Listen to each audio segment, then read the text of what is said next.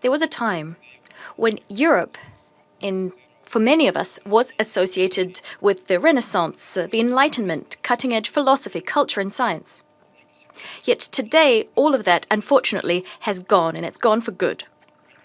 Voltaire, Rousseau, Kant, and other leading philosophers have been replaced with the von der Leyens, the Callises, and the Johnsons, as well as other small-time blinkered Russophobes, thanks to their efforts, the primitive hatred for our country, and an attempt to portray Russia as the main threat to pan-European security, is, before our very eyes, becoming the only ideology of European states.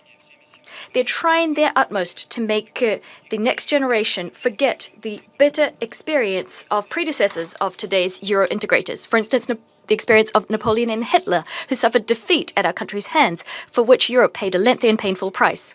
Any events are immediately interpreted through an anti-Russian prism. The very idea that war with Russia is unavoidable is being frantically pounded into the heads of the European populace. Russia is being branded all sorts of things, portrayed as an enemy, not even going to the trouble in principle of using facts or evidence. When these assertions turn out to be false, no one even thinks about apologizing for spreading such blatant lies. Today, we will have an excellent opportunity to see this for ourselves, given that in the room we have a lot of European extras. These extras will, as per usual, will be letting their imaginations run wild regarding the threat from Russia. This paranoia has reached never-before-seen heights. Just last week, we were compelled to listen in this chamber to groundless accusations about supposedly Russian UAVs entering Polish airspace. Not a single piece of evidence that these drones were of Russian provenance has been provided to date. It's telling that just a few days later, we heard that the incident involving damage to the roof of a residential house in Lublin province, which was a key component of this anti-Russia campaign, in reality was the result of a missile erroneously being dropped from a Polish fighter jet. The Polish Prime Minister Tusk today recognized that not a single drone that was found contained explosives, not a single one posed a threat to civilians. As for the Polish opposition, it clearly said this is a blatant provocation, the aim being to pull Poland into war. President, we take very seriously allegations against our armed forces. We always try to get the facts, which should allow us to understand what actually happened. This is why, in trying to get to the bottom of the situation, we immediately proposed for the Polish side to engage in bilateral consultations with us. Yet we didn't get a sensible reaction from Warsaw. This attests to only one thing. Neither Warsaw nor Brussels want the truth. All they need is a pretext for a new wave of the Russophobia campaign they're engaged in. It's very difficult to comment. Our European neighbors are inculpating themselves so obviously. Anyone of sound mind, anyone who is familiar with elementary logic would never say such a situation is normal. But yet, if on every screen, in every social media outlet, on every page, you're being told that Russia is your only enemy, then you might start believing anything and everything. The facts, the evidence here are superfluous. Today, we're compelled to be here to watch part 2 of this spectacle entitled Blame Russia for Everything. Our neighbors have now imagined that Russia is at fault for an incursion into Estonian airspace. As always, there is no proof except the Russophobic hysteria coming from Tallinn, which our Estonian colleague will wax lyrical about a little bit later. As for the facts prove that on the 19th of September, 3 Russian MiG-31 fighter jets conducted a planned flight from Karelia to an airbase in Kaliningrad Oblast, carried out in strict accordance with international airspace use rules. The Russian aircrafts did not stray from the agreed route, nor did they cross into Estonian airspace. Their flight was over the neutral waters of the Baltic Sea, over 3 kilometers from the island of Vindlo. Flight recorded data confirm this. If Estonia wanted to, it could have checked this itself. But Tallinn is not pursuing such an objective. Their goal is different. going against common sense and the facts to foment hysteria and accuse Russia of provocations. Thus, NATO representatives rushed to call what happened reckless behavior. And the head of European diplomacy, who also happens to be Estonian, called for a firm stance in support of the Baltic states. To be perfectly frank, our European colleagues deserve our sympathies. After all, the project they'd been building on our borders for years, the anti-Russia project, and this is what Ukraine was actually turned into after 2014, this project is coming apart at the seams, discrediting itself. Ukraine became the Zelensky concentration camp long ago. It's not sparing its people. They're dying by the thousands every day in a senseless meat grinder in the name of Western geopolitical interests. The Zelensky regime has turned its country into a symbol of corruption, outright theft, violations of human rights, the freedom of religion and the freedom of speech. In European capitals, despite all of this, they continue to laud so-called Ukrainian achievements, giving money and weapons to the Kiev regime, although they're clearly increasingly ashamed of their own puppets. However, they can't understand how to disentangle themselves from this fix. As a result, not-so-creative Euro bureaucrats have found nothing better to do than to whip up anti-Russian hysteria in the hope that European voters won't notice. This is a strange strategy, and without a doubt, it will achieve the opposite of what it intends to do. What will they accuse Russia of next? After all, they're not bothering to check the evidence nor the logical rationale for our actions. It's hard to think where their imaginations will take us next when no one cares about the facts. President, without a doubt, we understand that the hysteria of our European colleagues is also directed at trying to return the new US administration, including President Trump, to an anti-Russia course. It's aimed at undermining the understandings and undertakings entered into by Russia and the US by their presidents in Alaska a month ago.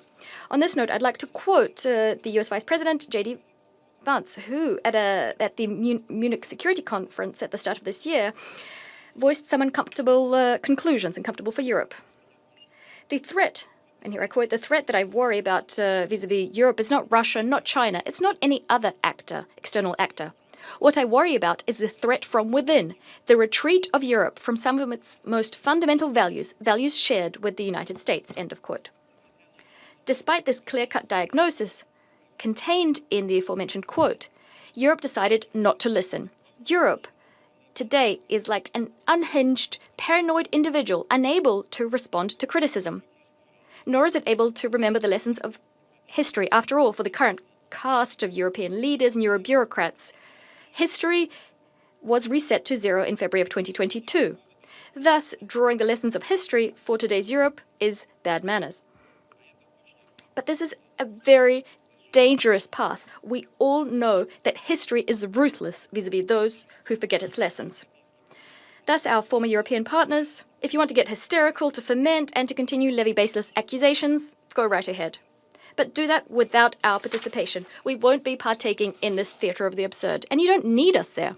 When you decide that you want to engage in a serious discussion about European security, about the fate of our common continent, about how to make this continent prosperous and secure for everybody, we'll be ready. You know where to find us. Mr. President, Excellencies, this Emergency Security Council meeting has been called because a mere week after Russia sent drones into Poland, 3 Russian MiG-31 fighter jets with their transponders off entered Estonian airspace without authorization and lingered for 12 minutes.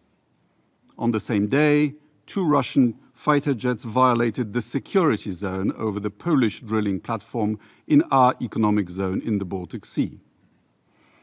If these were accidents, why not immediately acknowledge them and apologize? We have given Russia a pass in the past in such circumstances. But we have not heard any apologies, only lies.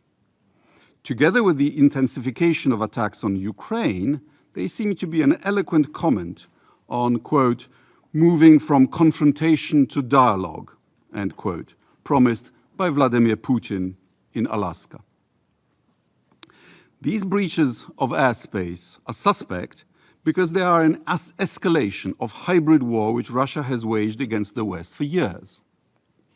murders of politicians, journalists, human rights defenders and defectors, cyber attacks against hospitals and financial institutions, arsons, including in Poland, UK and Lithuania, postal packages containing incendiary devices all over Europe, including Germany, attacks on Ukrainian embassies, in addition to standard espionage and disinformation. Excellencies, this Council has a responsibility to send a clear message that such provocations will not be tolerated. It must stand in solidarity with Estonia, Romania, Poland, and all nations whose sovereignty is threatened by systemic Russian aggression. To the representatives of Russia, I have this to say. We know you don't care for international law and you are incapable of living in peace with your neighbors. Your insane nationalism contains a lust for domination that will not cease until you realize that the age of empires is over and that your empire will not be rebuilt. Every drone strike by the heroes of the armed forces of Ukraine, may God bless them, brings this day closer. Your 3-day special military operation can't even conquer Donbass for 10 years now. But the potential for criminal, catastrophic Russian mistakes is still there. By ordering mobilization in 1914, you precipitated the start of World War I, which bled Europe white and led to your Bolshevik revolution. By signing the Hitler-Stalin Pact, you helped launch World War II, the bloodiest in history. By Sovietizing Central Europe, you caused the Cold War. Don't start another one. We are peaceful democracies who have studiously avoided actively joining your attempt to reconquer Ukraine. But we will not be intimidated. I have only one request to the Russian government. If another missile or aircraft enters our space without permission, deliberately or by mistake, and gets shot down and the wreckage falls on NATO territory, please don't come here to whine about it. You have been warned. Thank you.